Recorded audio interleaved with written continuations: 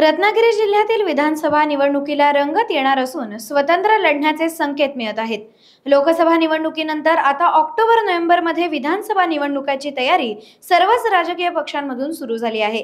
रत्नागिरी जिल्ह्यातील 5 विधानसभा मतदारसंघात विद्यमान आमदार राजापूर राजन सळवी शिवसेना ठाकरे गट, रत्नागिरी विधानसभा उदय सामंत शिवसेना शिंदे गट, चिपळूण विधानसभा मतदारसंघ शेखर निकम राष्ट्रवादी अजित पवार गट, गुहागर विधानसभा मतदारसंघ योगेश कदम शिवसेना शिंदे गट अशी स्थिती आहे।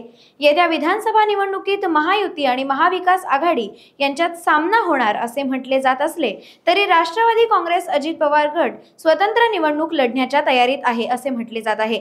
काँग्रेस पक्षाचे प्रदेशाध्यक्ष रत्नागिरी साखरपा येथे 2 दिवसापूर्वी येऊन गेले, त्यामुळे काँग्रेस पक्ष स्वतंत्र निवडणूक लढण्याच्या तयारीत आहे।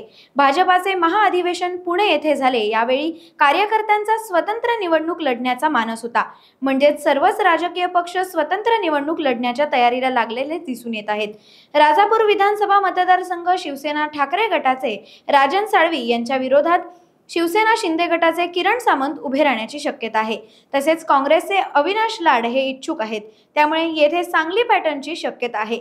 रत्नागिरी विधानसभा मतदारसंघात उदय सामंत यांच्या विरुद्ध शिवसेना ठाकरे गटाचे उदय बने किंवा बंड्या साळवी हे उमेदवार रिंगणात उतरण्याची शक्यता आहे। चिपळूण विधानसभा मतदारसंघात शेखर निकम यांच्या विरोधात महायुतीचे आणि शिंदे गटाचे सदानंद चव्हाण उमेदवारीसाठी इच्छुक आहेत, तर राष्ट्रवादी शरद पवार गटातर्फे देवरुखचे रोहन बने या तरुण नेतृत्वाला संधी मिळण्याची शक्यता आहे।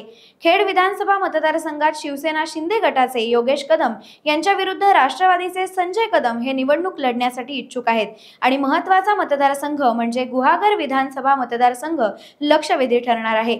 विद्यमान आमदार भास्कर जाधव यांचे विरुद्ध विनय नातू यांची उमेदवारी निश्चित होऊ शकते।